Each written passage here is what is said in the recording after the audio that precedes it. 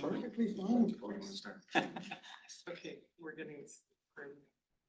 Are we start from the beginning? Sure. Alex's international experience across various industries and assignments in Belgium, Canada, Germany, and US has honed his ability to understand and adapt to diverse business environments. Alex's firsthand sales and marketing experience with industry giants like Agfa, Canon, and Fujifilm, combined with his operational expertise at companies like Transcontinental, Simcor, and more recently American Press, has equipped him with a deep understanding of what it takes to drive success in today's dynamic business landscape. Alec has nearly 30 years of experience in the European and North American print market that he will share real-life experiences and lessons learned from his time in the print world.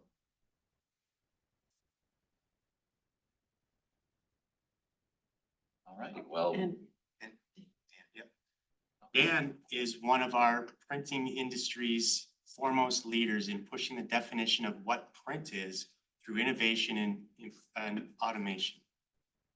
Alec Press crafts high-value visual communication products that are inspirational by removing barriers for clients so they can have uniquely stunning and meaningful branding experiences. Alec Press has facilities in Toronto and St. John, New Brunswick, and services clients globally. Welcome both Alec and Dan. Great, thank you very much, Jason.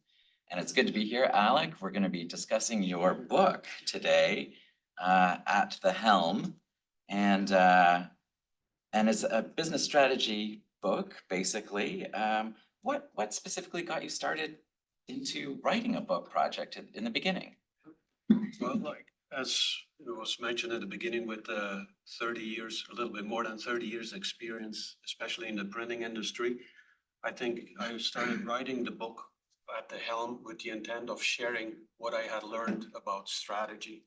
And I think, with everything that we've learned in situations like turnaround situations, mergers and acquisitions, growth environment, so you learn a lot about strategy. And I was able to kind of distill out of that, like, how would somebody run a company? What can I share? What could be helpful? And that's how the book came about. And out of that, I kind of learned, strategy is not necessarily rocket engineering.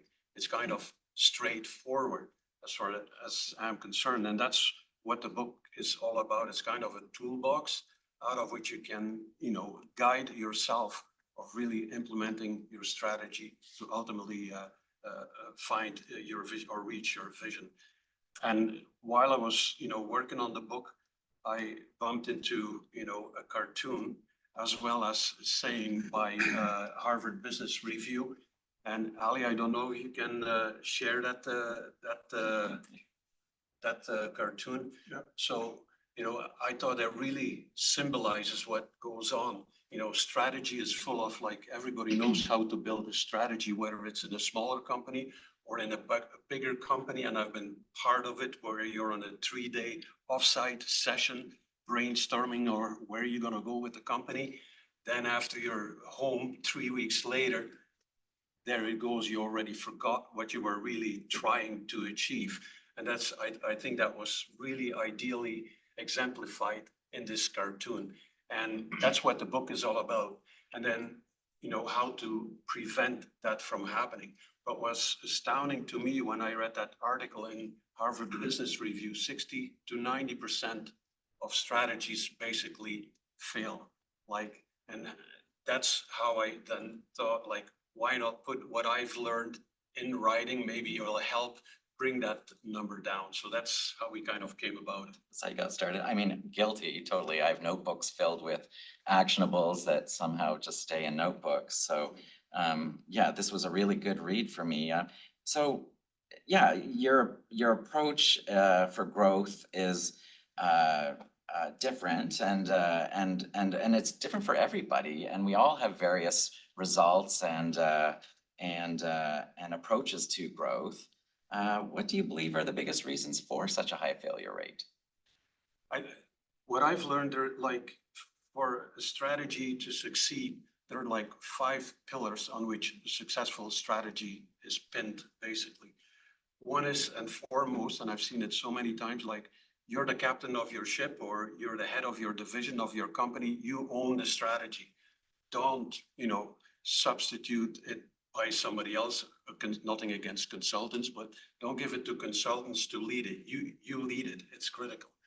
The second part is you need a structure, like because we all operate in an environment where a lot of factors, have an impact on how you run your business. You need a structure to be able to follow that, to make sure that you take into account all the factors that might impact your company and hence your strategy.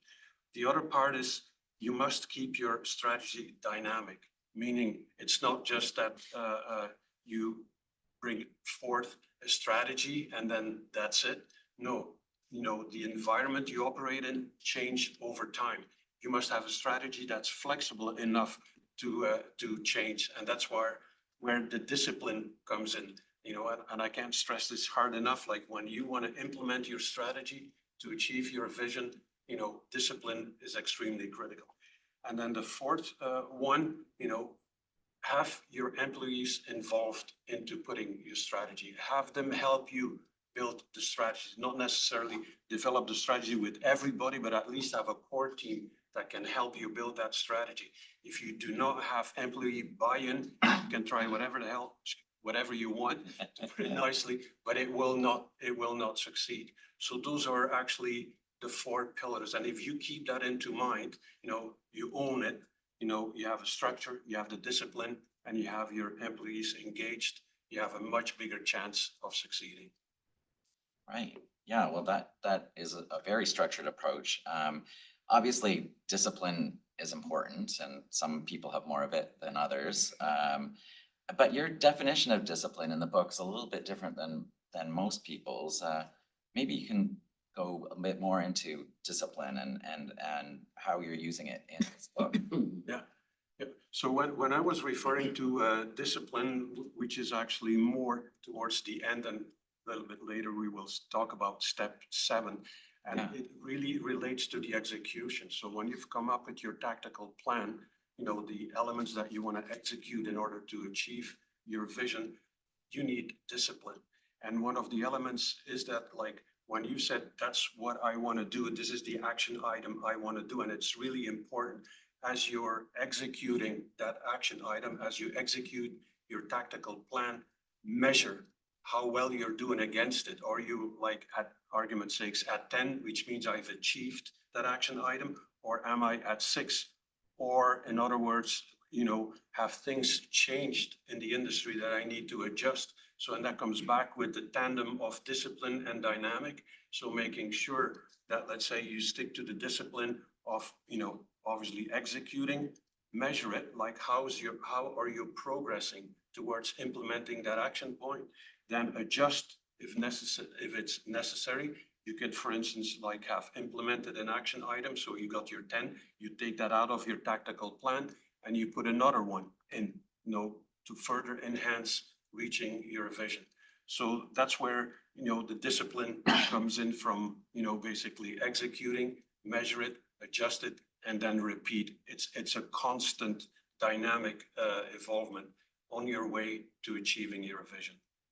Right. Yeah, well, that makes sense. So I guess that's it's all about a framework strategy to use then when you're creating a growth strategy. Like you need a framework, you need the discipline, and so what are the frameworks that businesses should be following, basically? That comes back to like one of the pillars that I mentioned in the introduction, which is you need structure. And I think one of the elements is I've identified, over time, what I call 5 critical business competencies that you have to kind of measure, like how well with your company are you doing, or what do you want to achieve with that? And here are the 5 critical business competencies. So one is operational excellence, like how well oiled is your company? How are you operating like a well-oiled machine, which goes from, your selling to taking in your orders, to adjusting it, to you name it, your whole process of finishing a product and getting it out. How is your company operating? How well oiled is your machine? The second part of the second critical competency is your talent, the people that you're working with. And I'm going to use a sentence that and Mike was part of it at one time at Yorkville when we worked together, is having the right people with the right skills in the right position at the right time. So those are 4 rights. Why am I stressing this? Because I've seen in many occasions where a company with a group of people have brought up the company to a certain level and then stalling, like can't get to the next level. Now, be cognizant of it that it's possible that the people that you have at this level might not, or the people and skills might not be the same ones that will you bring up to your next level. You have then to make the decision. I can, have some of those people improve on their skills. So those are the skills required to get me to the next level. So it's important really to focus on your talent. So that's the second critical business competency. The third critical business competency is focus on your winners, like fit of product or service that you're offering. I've lived it with one of the companies, a smaller company that was under bankruptcy protection. So of course, my mandate was to get it out of bankruptcy protection. But this was a prime example of where a group of people had a very great, profitable product and then started wandering off into creating something in their mind, something brand new. And before the product was actually mature, they already started building chambers, and I refer to that in the book, and spending tons of money. And then what even was worse, groupthink started setting in. People think, oh yeah, it's gonna work. And then everybody started thinking it's working while, burning through cash like there's no tomorrow. So that product obviously was a loser. So one of the first things you do, get rid of that. It's a painful process, but you have to decide which ones are your winner products and focus on these. So that's the third critical business competency. The fourth one is how effective are you in your sales and marketing?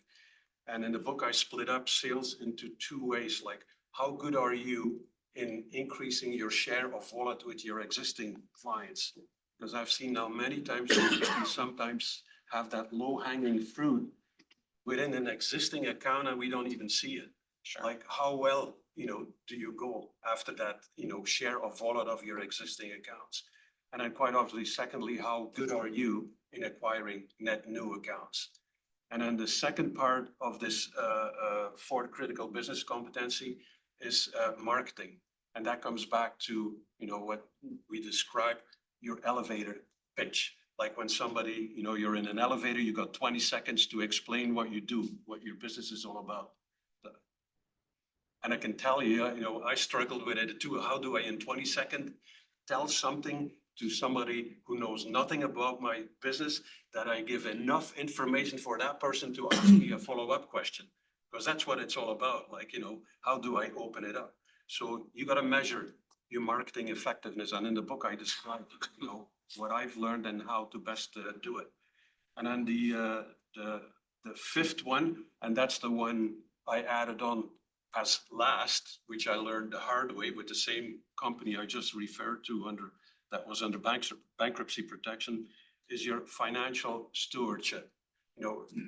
Be aware of your numbers, because I'm still astounded how few people actually understand numbers. What's profit margin, versus, all other criteria that are being swung around.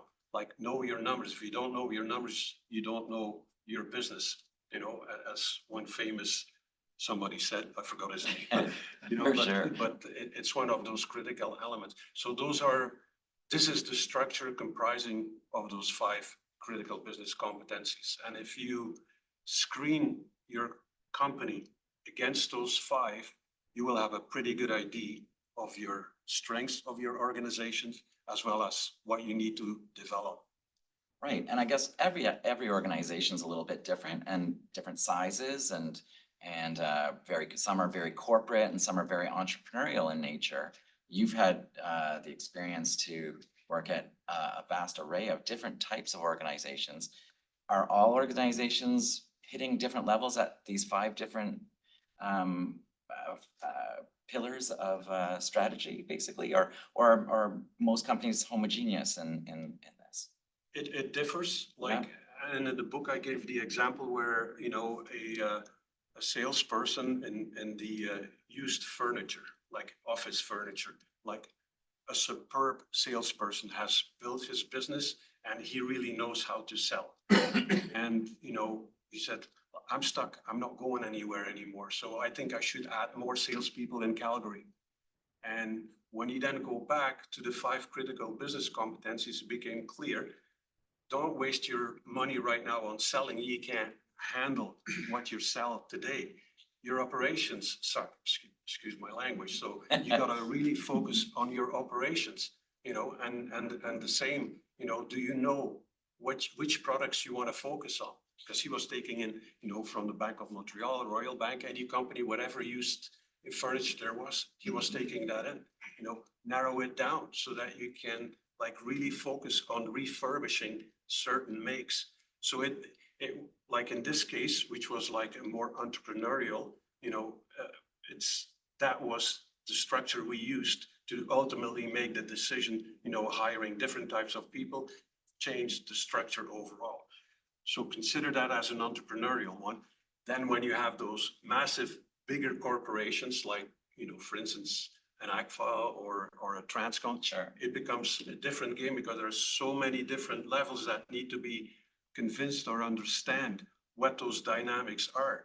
And it becomes sometimes really hard, right, to understand, or those decision makers to understand how it ticks. And there, you know, I just want to make the full circle, like make sure you're involving the employees that know that part of the business when you put a strategy together. Otherwise, you're making something that might make absolutely no sense. So those are, you know, fundamentally the critical business competencies apply to any business, but all to different degrees, obviously. Wow, and I guess this is a really interesting year for the printing industry coming out of COVID, and 2023 was sort of a mixed bag for everybody. Perhaps you could sort of specifically answer some of the landscape for the printing industry on the financial pillar. You know, what should companies be doing in their strategy specifically in this year of change, with change looming everywhere?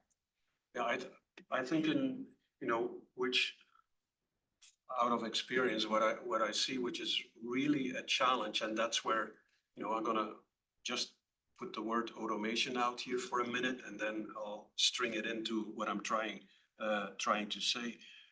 Like, as we move forward, one of the biggest challenges I find, like, you know, selling is fine, estimating is a challenge. Going from estimating to put the order together is a challenge. Adjusting is a challenge. Getting into production is a challenge. Then if you multiply that with a company that does more than just, you know, printing a little or wide format or something else, the complexity adds to it. So it's a challenge, and that's where I see that automation becomes like an extremely critical role. And at the same time, underpinning this, have an ID, or a much better ID, like what I estimated, what I sold, what's my profit margin? Because I'm asking those to many printers, and it's not 100% clear whether this job was a profitable one or not. You know, and I think as an industry, I think we need to accelerate on the automation part on the front and throughout the whole plan, so that we can come up with, I know which ones are my profitable winner products, which ones are the way, like, you know, cut it. So not just workflow automation, financial automation, and Absolutely, yeah. yeah, inventory automation and all these things. Yeah, I mean, we've seen the evolution of front, you know, like where clients go onto, you know, a front website and order and reorder, you know, not knowing it's us behind the scene that we're managing it. This is a big growing element as well. I'm looking at you on Bookways, like refilling orders. Like, you know, why would I spend, energy, time and money on, reorders where a system can easily take that out and then tell me when my, critical mass is achieved. I'll then arrange to reprint when it fits into my schedule and fill back up, so you're absolutely right. So those are, I think, going forward, critical elements that will make a difference between, an average company and, a winning company. Sure, yeah. We have a question from on the forum here. And I think it goes back to your idea of measuring. And in terms of measurables, is it important to have a blend of quantitative and qualitative, or just purely quantitative measurements happening? Is it just about the numbers, or is it? It's a combination thereof, because as you were finishing your question, the first thing that came to mind was spoilage. Yes. Right? Like, do we have a good control of our spoilage throughout our plant? Because that adds up real quick if you don't pay attention, if it doesn't meet the quality, or, some other errors happen throughout the plant. So what did you learn out of it? How do you now backwards or re-engineer to prevent this from happening again? So I would say the combination of your quality and knowing your numbers, and as again, like spoilage comes to mind, you must know this. And that comes back to, the element of, do I operate like a well-oiled machine? Right. Do I have, and the same, if I go up the chain, is like my win-loss number. Like, of all the quotes that went out, how many did I win? How many did I lose? Why did I lose them? Or why did I win them? So what was the quality of my sales approach? So it goes throughout the whole organization to, really look out for stuff like that. Yeah, that's true. And I'm going to bounce around some of these pillars, because we had 5 of them: operational excellence, talent optimization, product and service fit, sales and marketing effectiveness, and we've touched on the just now the financial and quality aspects of this as well. But so in sales and marketing, like, for all customers, could maybe dive into that one a bit more. I know you said it's important to know your elevator pitch, but is there more to that? Yeah, the first thing that comes to mind was still in the beginning of digital printing, digital inkjet printing, in the beginning of what it turns out like. And when offset printers were really reluctant on inkjet, and then, as I said, you can always go out to the market and talk about speeds and feeds. That doesn't do it anymore. That's not where the difference is anymore. So that's, in this case, what we did, that was OC/Canon now. What we did at that time, we sat together with a group of our customers and made the analysis. What are the pain points? Understand the pain points that your clients are dealing with. And it was kind of remarkable, like, the speeds and feeds were like at their absolute bottom. What was of bigger concern was, hey, I have my iron on the floor, which lasted, I'm at 800 million impressions. Your plastic box won't last that long. Like, what's the future of it? And it's understanding that perception that was in the market. How do you position that? And how do you understand, what's critical? What are the pain points? Why are they reluctant, to embrace that technology? So, and that's how we were able to then put our value proposition towards, like, little clients, why inkjet was beneficial for them within their operations. Right. So know thy customer, and maybe understand that they might have a different perception of what you are than what you think you are. Absolutely. And that's, I say that again because it's I met with a lot of vendors, and when the discussion just goes of speeds and feeds, like, okay, like, I don't need to know. It's important, obviously it's important, but there is more than speeds and feeds when you make a decision. I'm now just referring to the printing industry per se, but. So let's talk about talent, because I know we had the great resignation during COVID, and I think the talent market is getting tighter now, and it's sort of swinging back towards the people hiring people right now. To get optimization, I know there's stories about, you know, hiring from within and promoting up and getting a team assembled. But what are some of the secrets about making sure your team is focused on producing their best? That's an interesting one. In the book, I speak about it, and Mike might remember one of the people I will be that I will be talking about. As head of a division or head of a company, understand that all your people are different. So you have your AAA people, which are your salespeople that are already running like there's no tomorrow. They're already selling their egg at this part.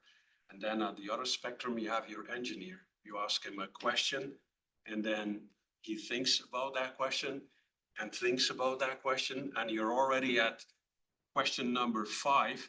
He's still chewing on question number 1, trying to find the solution for the problem that was presented to the team.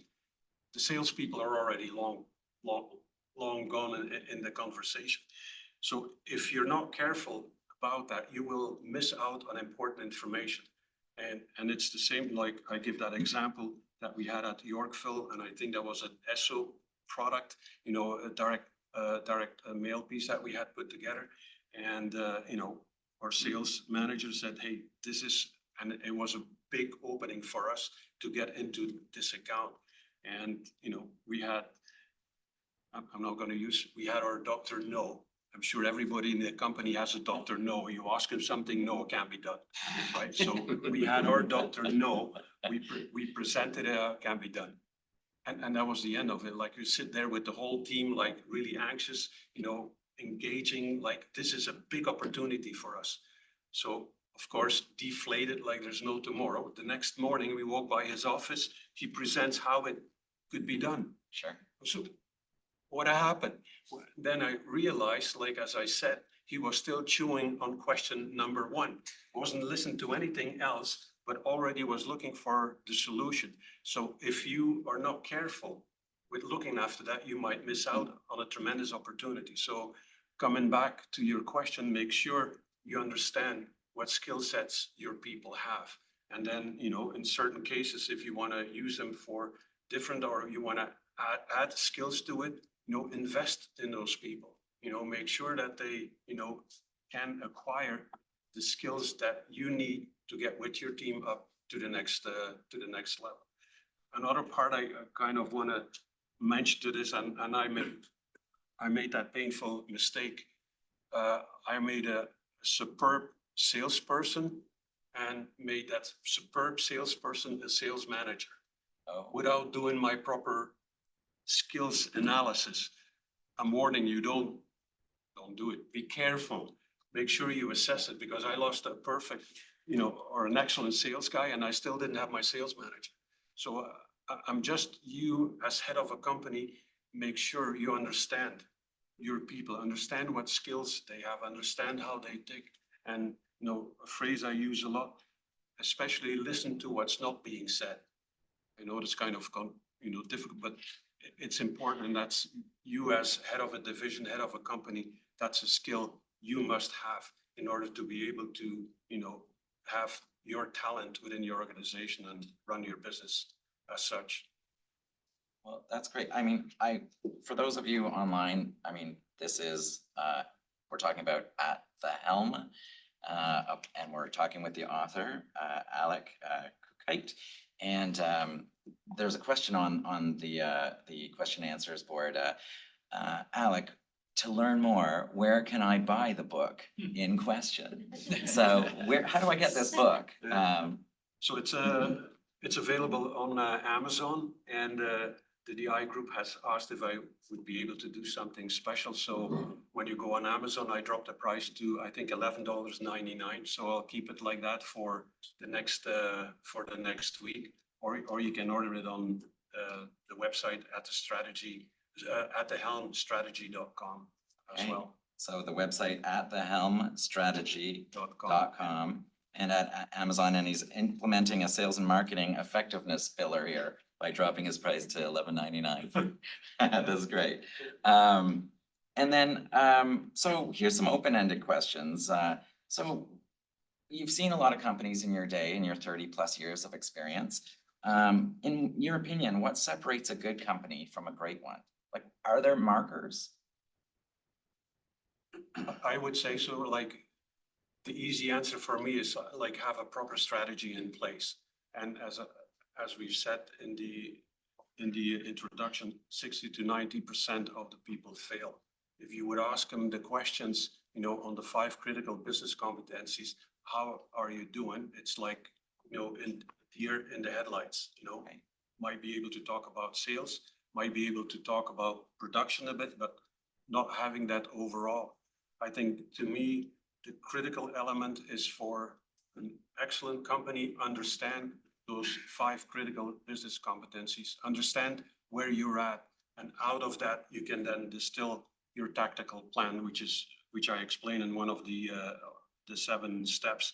So you can then really narrow down to, you know, argument's sake, like 15 action items that you need to implement to get your strategy moving. And then quite obviously, you know, the dynamics, or keep your strategy dynamic, like where you don't have, like in the cartoon, a nice strategy explained and a cabinet that totally collapsed because your execution totally failed. So that's, I would say, where you see the difference. And then, you know, the critical part again is in the discipline, move forward. And sometimes you will find that although that's the direction and this is the way to get there, something might have happened. You might have to change course a little bit. So adjust your plan, but don't lose sight of your vision. So, but be flexible enough and adjust as you go. Right. And so, yeah, I guess one of the points made in the book was about vision and that, you know, how you get from A to B, and this structure is how you've implemented it. Oh, and have you implemented this structure over and over successfully every time? Have you ever hit like an organization that just doesn't follow this, or? No. No.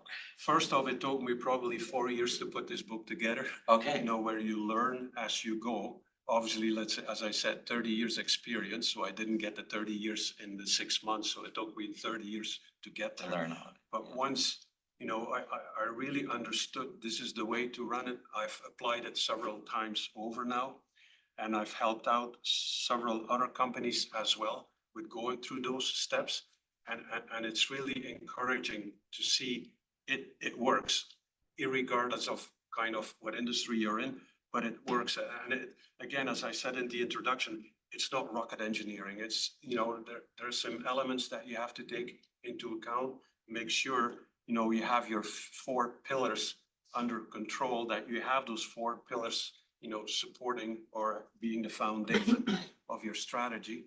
And then your structure, make sure your structure of your 5 critical business competencies permeate throughout your strategy. If you keep this in mind, then you have a fairly complex part of your business, but it's laid out in black and white, basically, and follow it. And then adjust it and sit together with your core team on a regular basis and put yourself to measuring, how are we doing? You know, did we screw up, or do we change, or did we complete this? You know, where are we at?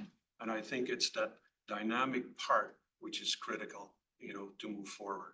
So short answer, yes, and I'm kind of enjoying it now and then. You know, I have to pick up the book and say, what did I say again?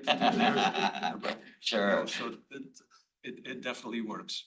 Yeah, so a really good read for those in the printing industry. I had a really great time recounting the history going through, and it is your lived experience. But I feel that the size of the printing industry in Canada in general, most people who read this book will identify people they know or companies they know and their experience with them.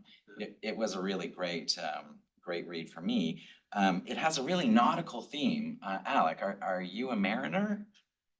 That's a good question. No, I say it kind of accidentally happened. So short answer, no. Okay. Because I don't even know the terms, because if you read the book, I speak about your CFO or your finance person is the one sitting, at the top of the boat. So because I didn't know what the term was, like it's bow, and the stern. So I had to learn that.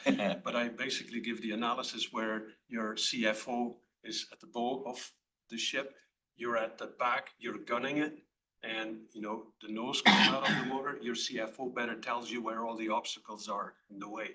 And that's how I describe, in your financials, how important it is to have the right people, your right talent guiding you. So that's a long answer to Perfect. no. No, not a mariner, but illusion goes through the whole book, and it does work. I ask out of my own sort of self awareness, smaller companies. There are a lot of small printing companies in the printing industry. How does the 7-step guide and the 5 pillars apply to smaller companies? Because there's a lot of talk about larger companies. How does it look differently when you don't have a C-suite, or when it's a very entrepreneurial outlook? No, I think, and I come back to the comparison with the used furniture. Yeah. So that was an entrepreneurial small company. So he did not need a boardroom to bring 5 people together. It was like, with 3 people sit together, what are we going to do? Right. And in the beginning of the book, I also mentioned, like, smaller companies, in our gut, we know what our strategy is, where we want to be, but we have not documented it. Where in a big corporation is, of course, totally different, because you go through mass. So, but in the smaller organizations, all the knowledge, all the information that we go through in the book is already there. So I think it gives the opportunity for smaller organizations to adapt faster and be better against the big ones, who might not necessarily be able to adjust as fast. And I think for an entrepreneurial company, taking all these elements into consideration, and then really value, like, again, the used sales furniture salesperson. Don't waste your money on setting up a sales organization in Calgary. Your return on your investment in your operations and narrowing your product will give you a much better return on your investment. And the same applies in a smaller printing industry. What are you really good at? What is your value proposition? Like, why would a client do business with you? And from there on, you can then build and get into the 5 critical business competencies. You then have your 4 pillars. You make sure you take all that into consideration, and then it makes it easier to go through and follow the 7 steps of implementing your vision. That, and it sounds like documented at the smaller company level, because most likely it's in someone's head. And then also sharing it. Yeah. Because I've seen in a lot of cases that the owner knows where to go and assumes that everybody else knows as well, even if it's saying it with a simple email or whatever. But as the owner, you already went through quite a bit of thinking to come up with that. Sharing that with the rest of the team becomes critical, that they understand what it is that you really want to accomplish. And you will be surprised how many great ideas come up from the people you work with. And that's, again, like, talent is Right. one of your critical elements in being successful with your organization. Well, speaking of that, I mean, one of the questions that remain here is, what can I be doing to help develop strong leaders within my organization? As an owner or a head of a company, I'll link it back to skills. Understand what the skill sets are of your people, and see what you can bring them up to. Like, not everybody is suited to manage other people, but you might have somebody who's extremely skilled and would be perfect estimate. I'm just saying, like an estimator. Then develop that person. I think one of our mandates running a company is also developing your people, and that makes the difference. I listen to your people. That's always astounding, when you give your people the opportunity to speak up freely, without fear. there is some tremendous opportunities that are being brought up by people. So I think creating that environment makes you, your company a different company. That's great. And I'm going to turn it over to the floor here today. Are there any questions for Alec on his, on strategy or on what's happening in the world and want to get his opinion on? Jason, perhaps you might have a question. Yeah, I think whether it's a small business or, a huge corporation, the question I would ask is, we're very busy, everybody's got a lot going on every day. How much time should you spend on this and resources to ensure you have the strategy in place and then to continue to monitor and adjust? I can refer to, a company I recently helped out. So what we started off again, like with the top person owned it, right? And so what we did is we chose, like, I think in this case, 6 people across the organization that could have an impact, and that became our core team. And what we then basically did is, like, we explained the steps that we talked about today so that everybody understood the methodology. How are we going to come up with a vision? In this case, it's a division that, was not doing well. How do we improve on that division? So we spent the time there, and then I helped out with a lot of one-on-one discussions, collecting. So that's where you can decide if you're a bigger corporation, then you might want to hire somebody who asks the types of questions that are explained in the book as well, so that you start forming, the ID, then distill it, but who owns it, walks you through it. So to come back to the timeline, like, your group people, you just meet like every first, let me back up. First, let's say you have a clear understanding and then come up with your tactical plan. Once you have your tactical plan in place, and that can be done fairly quickly once you go through all the different steps, then you can go to the next phase, which is the execution, which becomes part of your management team meeting, of your meeting itself. It's how you run your business.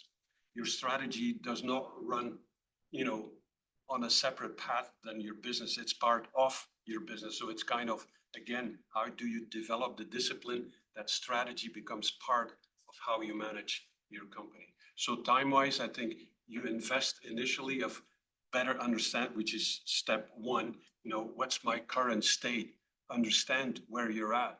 And what I find always interesting, when you start asking those questions, even to the people who are giving the answers, here and there a light bulb goes on. Oh, we should be doing this, or we should be doing that. Just be careful from that point of view until you have your overall, against your 5 critical business competencies, that you have everything mapped out before you let the horses run. Does that kind of give you an answer? A little bit, I think, but thinking about a smaller company, for example, you're wearing 7 hats, right? You might be out there selling, you're the marketing guy, you're doing the estimates, and then you're running in the back and running the press and running the guillotine, cutting the books, and maybe you're binding them. But you're very busy. So how do you step back and take a breath and say, you know what, I read the book, I really need to spend time doing this. Yeah. How do you get someone to stop, take that breath and say, you know what, I know what's in my head, but I gotta see if this makes sense. I would say that's part of you running your business. You own it to yourself, to really sit down. It's the same, like, I have an axe, it's not very sharp, and I don't have the time to sharpen my axe.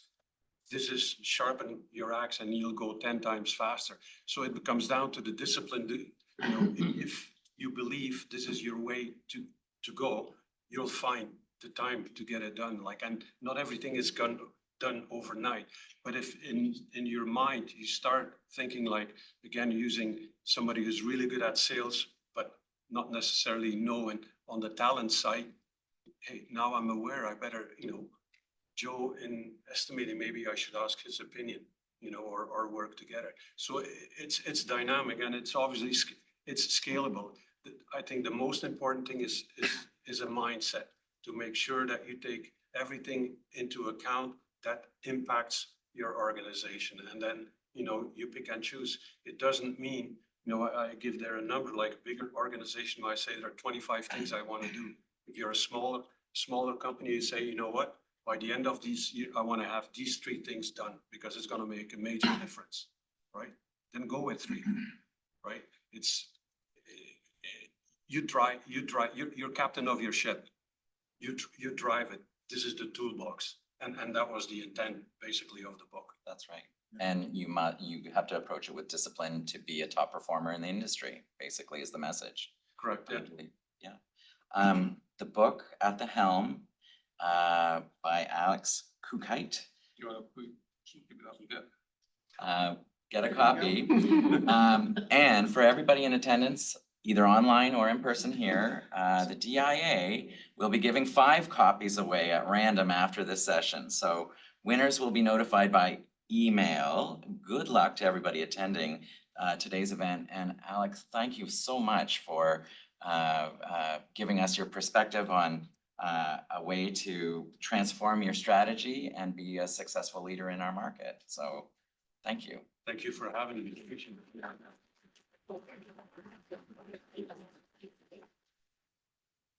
Yeah, thanks again, Alex. Going to thank our sponsors again, but before I do, folks online, please stick around for the big news after we talk about our sponsors.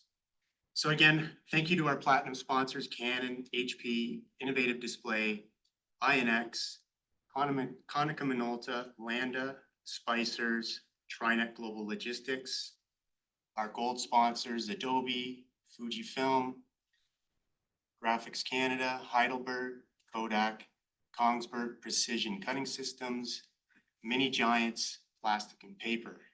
And our silver sponsors, GMG Color, Significans, and Sydney Stone.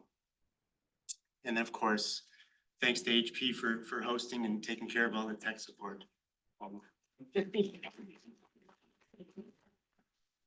Now the big announcement you've all been waiting for, and the DIA is thrilled to be making.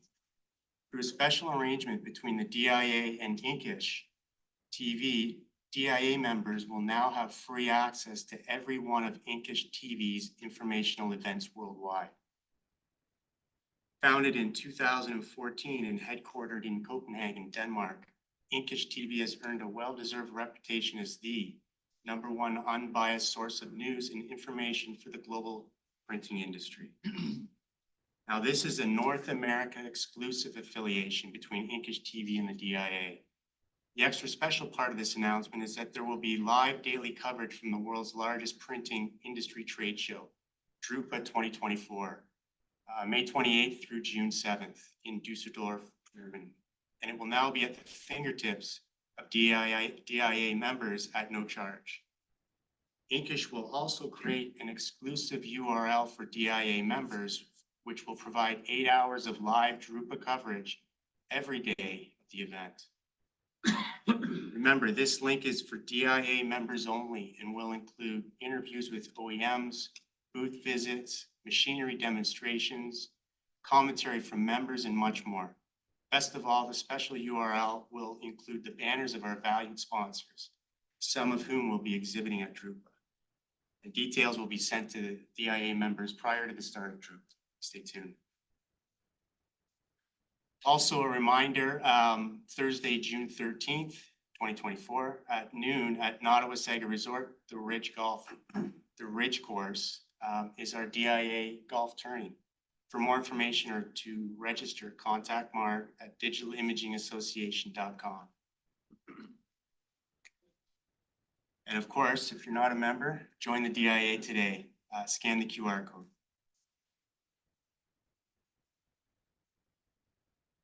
Thank you again thanks everybody for joining us today online and in person. We hope you found it educational and fun, and in appreciation of everyone's generous contribution of their time and knowledge for today's session. The donation is being made to the Canadian Print Scholarship. Thank you. Thank you.